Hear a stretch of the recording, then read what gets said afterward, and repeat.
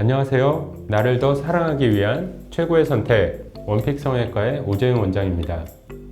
아름다움을 추구하는 데 있어서 나이가 중요하지 않고 오히려 최근에는 중년분들의 성형수술에 대한 관심도와 욕구가 나날이 높아지고 있는 추세입니다. 그래서 오늘은 중년분들이 많이 궁금해하시는 중년 눈성형 수술의 종류에는 어떤 것들이 있고 각각의 적응증은 무엇인지에 대해 알아보도록 하겠습니다. 중년 눈성형 수술은 크게 눈 위, 즉 상안에 해당하는 윗 눈꺼풀 수술과 눈 아래, 하안에 해당하는 눈밑 성형 수술이 있습니다. 눈밑 성형 중 중년 눈성형 수술에 해당하는 하안검 수술은 이전 영상에서 다루어 보았으니 궁금하신 분들은 이전 영상을 참고하시면 좋을 것 같습니다. 그래서 오늘은 중년 눈성형 수술 중 눈 위, 즉 쌍꺼풀 수술이나 윗눈꺼풀 처짐과 관련된 수술에 대해서 알아보도록 하겠습니다. 가장 많이 시행하는 수술 종류로는 크게 처짐을 직접적으로 피부 절개를 통해서 해결하는 상안검 수술과 눈썹화 거상술, 그리고 최근에 많이 시행하는 이마 거상술 등이 있는데 각각의 적응증과 장단점이 다르므로 이에 대해 간단히 알아보는 시간을 갖도록 하겠습니다. 상안검 수술이란 중년 눈성형 수술 중 가장 많이 시행했던 수술로 일반적으로 쌍꺼풀을 만들면서 피부 처짐을 동시에 해결해주는 방법입니다. 따라서 크게는 쌍꺼풀 수술 방법 중 절개법에 해당한다고 할 수 있습니다. 상안검 수술의 방법은 절개법과 마찬가지로 쌍꺼풀 선을 따라서 피부가 덮인 만큼을 절개를 통해 제거하는 방법이긴 하지만 눈 가쪽이나 안쪽의 처짐을 해결하기 위해서는 디자인과 수술 방법이 일반적인 절개법과는 다른 경우가 많습니다. 상안검 수술의 가장 큰 장점은 쌍꺼풀이 없거나 교정이 필요한 경우에는 쌍꺼풀을 만들면서 처짐을 해결할 수 있다는 점이 있고, 또 경우에 따라서 위쪽 속눈썹이 찔리는 안검 내반을 동반하는 경우 이를 해결하는 방법으로 쌍꺼풀 수술이 필요할 때 우선적으로 고려해 볼 수 있습니다. 하지만 단점으로는 절개법과 마찬가지로 쌍꺼풀 선상으로 흉터가 발생하고, 특히 피부 처짐이 심한 경우에는 쌍꺼풀 선상의 피부 두께와 처짐을 제거하기 위한 위쪽 절개선의 피부 두께의 차이가 커지게 되므로 붓기가 좀 더 오래가고 인상이 세 보일 수 있는 단점이 있습니다. 또한 가쪽 처짐을 해결하는 데에도 한계가 있을 수 있는데, 가쪽 처짐이 심한 경우 이를 해결하기 위해 쌍꺼풀 라인보다 너무 바깥쪽으로 디자인할 경우 절개 흉터가 필요 이상으로 길게 보일 수도 있기 때문입니다. 따라서 피부 처짐의 부위와 정도, 그리고 쌍꺼풀 수술의 필요성까지 복합적으로 고려해서 수술을 결정하게 됩니다.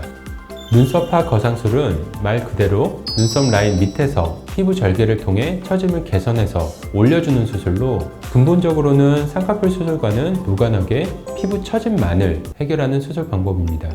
따라서 기존에 비절개 쌍꺼풀 수술을 해서 쌍꺼풀 라인을 유지하면서 처진 피부만을 개선하기를 원하는 경우나 쌍꺼풀을 원치 않은 경우에 눈썹화 거상술을 우선적으로 고려해 볼 수 있습니다. 하지만 처짐만을 해결할 경우 쌍꺼풀 라인이 바뀔 수도 있고, 또한 기존의 쌍꺼풀 수술을 한 경우라도 쌍꺼풀 라인을 바꾸고 싶은 경우라면 눈썹화 거상술과 더불어 비절개 또는 절개 쌍꺼풀 수술이 필요할 수도 있습니다. 눈꺼풀의 피부는 나이가 듦에 따라 가쪽이 우선적으로 처지게 되는데, 이는 눈썹 위에 이마 근육의 위치와도 관계가 있습니다. 일반적으로 눈썹의 안쪽 3분의 2 지점은 이마 근육이 붙어 있는데 상대적으로 가쪽은 근육이 덜 붙어 있기 때문에 노화로 인해 피부가 처지게 되는 경우 가쪽이 먼저 처지게 되어 심하면 아래쪽과 닿아 진물이 지기도 하고 염증으로 이어지기도 합니다.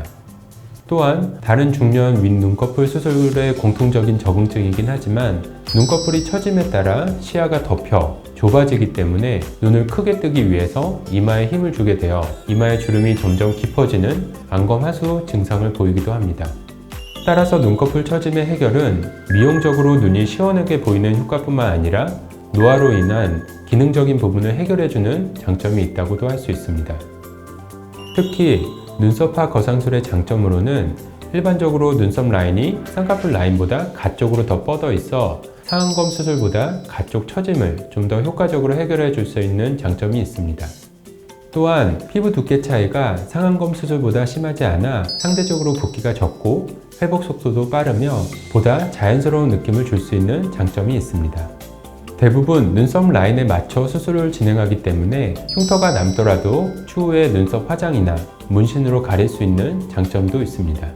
하지만 단점으로는 눈썹파 거상술은 엄밀히 말해 쌍꺼풀 수술이 아니므로 피부 처짐 해결 후에 쌍꺼풀을 원할 경우에는 별도의 쌍꺼풀 수술이 필요할 수도 있습니다. 그 밖의 주의점으로는 눈썹과 눈 사이 거리가 가깝거나 눈꺼풀 처짐이 심한 경우라면 수술 후 눈썹과 눈 사이 거리가 좀 더 좁아지거나 움푹 들어가 보일 수도 있으므로 수술 전 눈 상태에 대한 정확하고 꼼꼼한 진단이 중요하다고 할 수 있습니다. 마지막으로 이마 거상술은 최근 들어 선호도가 높아지는 수술 중 하나로 엄밀히 말하면 눈 성형 수술에만 국한된 수술은 아닙니다. 하지만 이번 시간에 함께 말씀드리는 이유는 중년 눈 성형의 가장 큰 원인인 눈꺼풀 처짐과 밀접한 관계가 있기 때문입니다.